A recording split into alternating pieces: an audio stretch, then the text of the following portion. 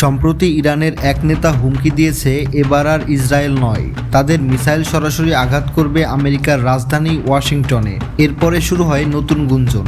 ইরানের ক্ষেপণাস্ত্র ছিল একসময় শুধু আঞ্চলিক প্রতিরক্ষার জন্য, কিন্তু বিশ্ব রাজনীতিতে আজ সব বদলে যাচ্ছে। আর এর পেছনের রহস্যময় নাম হলো খোররামশর-5। কিছুদিন আগে সামাজিক যোগাযোগ মাধ্যমে ছড়িয়ে পড়ে একটি ভিডিও। সেখানে দেখা যায় বিশাল ক্ষেপণাস্ত্র আকাশে উঠছে, সঙ্গে সঙ্গে গুঞ্জন শুরু হয় যুদ্ধের।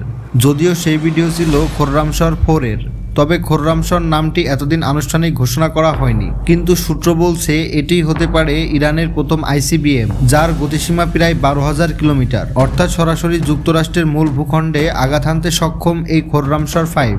এর গতিবেগ বলা হচ্ছে মার্ক 16, অর্থাৎ ঘন্টায় প্রায় 20,000 কিলোমিটার গতিতে ছুটতে পারে। 2015 সালে ইরান ঘোষণা করেন তারা 2,000 কিলোমিটারের বেশি পাল্লার ক্ষেপণাস্ত্র বানাবে না, কিন্তু সময় বদলেছে।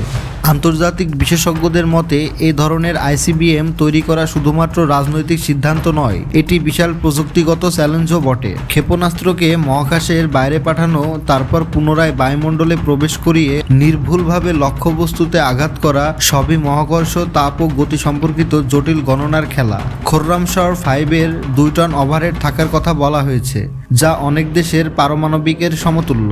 তবে খোররামশর-5 5,500 কিলোমিটার নাকি পুরো 12,000 কিলোমিটার পাল্লা বহনযোগ্য তা এখনো স্পষ্ট নয়, কেননা পাল্লা বাড়লে পেলোড কমে যায়। এটি ক্ষেপণাস্ত্র বিজ্ঞানের সূত্র।